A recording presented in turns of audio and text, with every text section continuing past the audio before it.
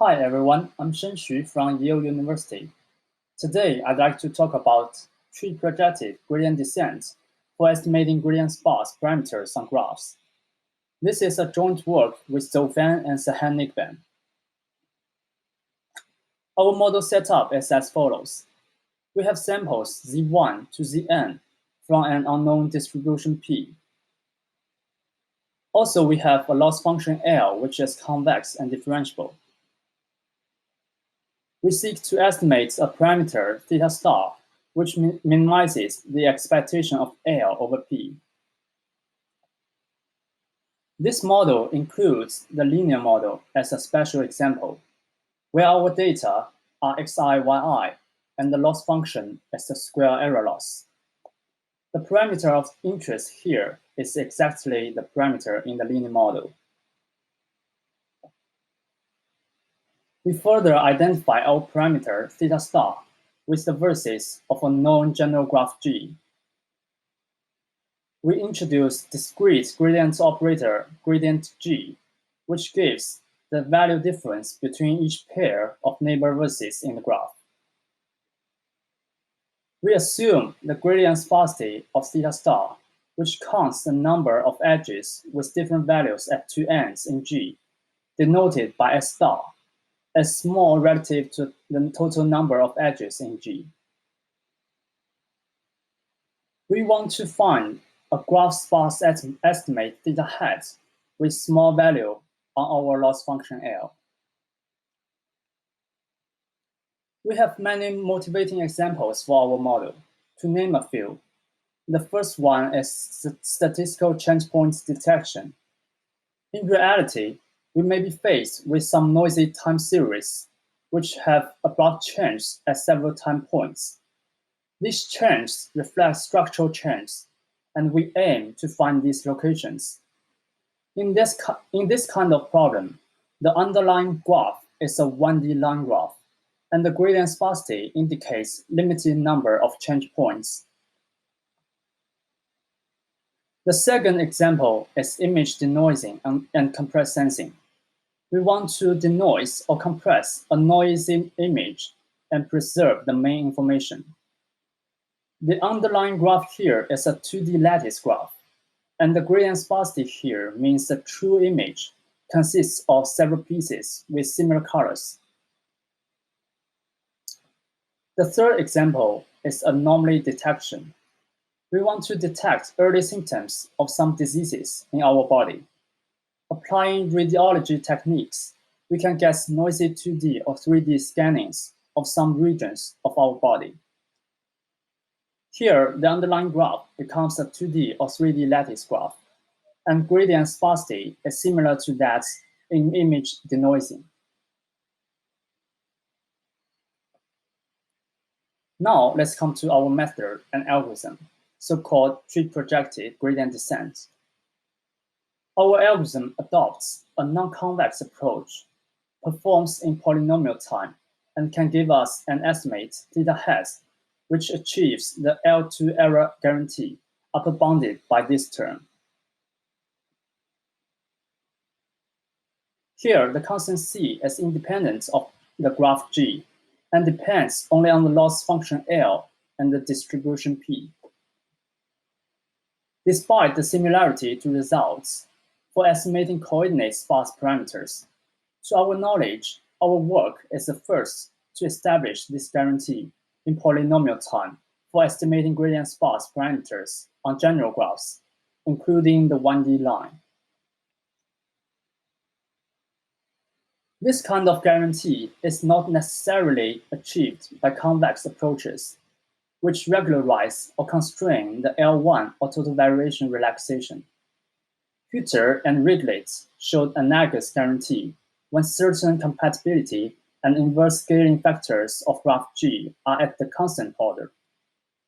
However, for chain graph or star graph, the discrete gradient matrix is ill-conditioned, which gives an additional factor root n in the estimation bound. Other researchers got similar results as ours with the additional assumption minimum spacing requirements between change points of theta star. Instead, our approach can remove all of these conditions. Our algorithm is an iterative algorithm and adopts non-convex projective gradient descent idea. We aim to get an iterate, which is a projection of the gradient step, over S gradient-sparse subspace. It's worth noting that one might consider solving this problem via a non-convex projective gradient approach, similar to non-convex projective gradient descent for simple sparse signals, as in the literature such as iterative hard thresholding, cosine, and hard thresholding pursuit. However, this is computationally intractable, since we are considering gradient sparsity over a general graph instead of ordinary sparsity. Our solution is to approximate graph G with a tree at each iteration. Our algorithm consists of two main steps: tree construction and projective gradient approximation. In the tree construction step, we construct a sequence of spanning trees, T1, T2, etc., with maximum degree Dmax, such that theta star remains gradient sparse over these trees. In the projective gradient approximation step, we perform a single projective gradient descent step on each tree in this sequence over a discrete domain. For the tree construction step, let's take this 2D lattice graph as an example. We have 20 vertices here. First, we pick any spanning tree of G as on the left. We order these 20 vertices according to depth first search. Given a maximum vertex degree requirements Dmax equal to 3, we want to rewire the edges in the tree to make a new tree meet this requirement. As you can see, vertex 2 and 10 violate the maximum degree requirements. They both have 4 edges connecting to them. So we delete edges 216 and 1014, and then add back 1516 and 1314, which connect the latter vertex with its previous number in the depth first search order. This procedure gives us a tree with maximum degree Dmax, according to the following lemma, which attributes to Padilla 2017. This lemma also ensures any gradient sparse vector on G remains gradient sparse on the generated trees. Choosing Dmax equal to 2 makes the generated tree simply linear chains. This gives us the lowest computational complexity, but this also gives a bit worse estimates in practice compared to larger Dmax. We recommend to choose Dmax equal to 3 or 4 in practice. It's also worth mentioning, we can randomly generate different trees, and you will see in the simulation how that affects the results. Now let's talk about the second step, projective gradient approximation. In each iteration, instead of projecting over a gradient sparse subspace of the original graph G, we project with respect to the generated tree T. We also apply this discretized approximation idea. We optimize in a discrete domain delta P rather than RP, and use a dynamic programming on the tree in each iteration to approximate the projection. The total computational complexity for linear model is at the order as follows. And you can see how Dmax plays its role in the complexity. Before introducing the main theorem, we introduce 2 essential conditions. First is cut-restricted, strong convexity and smoothness. This definition is different from the traditional one, where we require our theta 1, theta 2 leaving a subspace K, which is the sum of two S gradient-sparse vector subspaces with respect to two consecutive trees in the algorithm. We denote the corresponding constants, alpha and L. Second is the cut projective gradient bound. We require an upper bound on the norm of the projection of the gradient at theta star over the subspace K, which is the same as the previous one. On the sub-Gaussian assumption, we have this upper bound to be at the order as shown here, which matches the estimation guarantee we discussed in the beginning.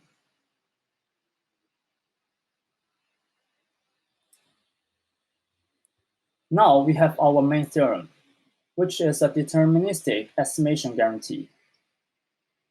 Under two conditions introduced just now, and assuming our true theta star is gradient sparse, setting kappa large enough such that capital gamma here is less than 1, we can get the estimation guarantee like this, which consists two parts, a geometric decay part and phi s. For the linear model and sub-Gaussian noise, if we choose the iteration number tau large enough, then we can get the estimation guarantee, as discussed in the beginning of our talk.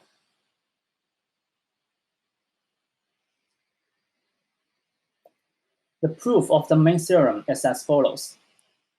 We analyze the estimation error in each iteration t. We construct a subspace of gradient-sparse vectors k containing the iterates theta t and theta t minus 1, and the targets theta star. Having gradient sparsity approximately s plus 2s star, we then apply triangle inequality. Here, ut is the gradient step, pkut is the convex projective gradient step, and v is the minimizer of L on the subspace K. We follow 3 steps to bound each term. In the first step, we aim to compare the two distances here quantitatively. Recall that theta t is the best S sparse approximation of both ut and pkut. Theta star can be viewed as an S star sparse approximation of pkut. Then the left-hand side is a finer estimates error than the right-hand side. Inspired by Jane 2014, we can get this kind of distance shrinkage here. In the second step, since subspace K contains theta t, theta star, and v, and L satisfies cut-restricted strong convexity and smoothness, we can get a geometric contraction of the distance between pkut and v. In the third step, the L2 distance between v and theta star is just simply the statistical error between the true parameter theta star and the noisy approximation based on exactly optimizing the loss on the space K. By convex analysis, we get this bound. Combining them all together, we get what we want.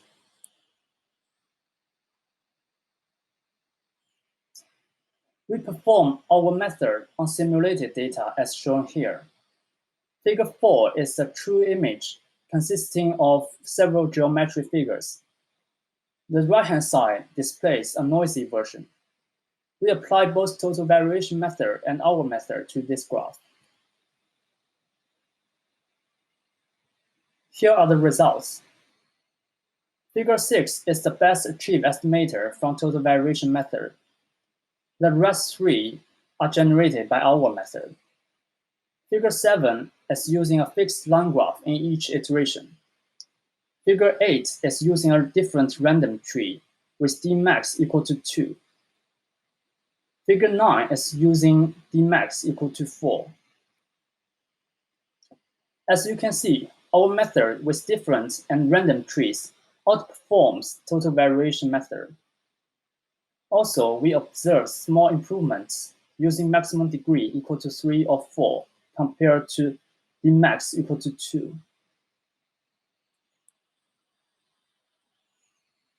In conclusion, our method achieves strong statistical guarantee in regression models without requiring a matching between the underlying graph and design matrix. Our algorithm is a polynomial time algorithm, which approximately solves a non-convex objective.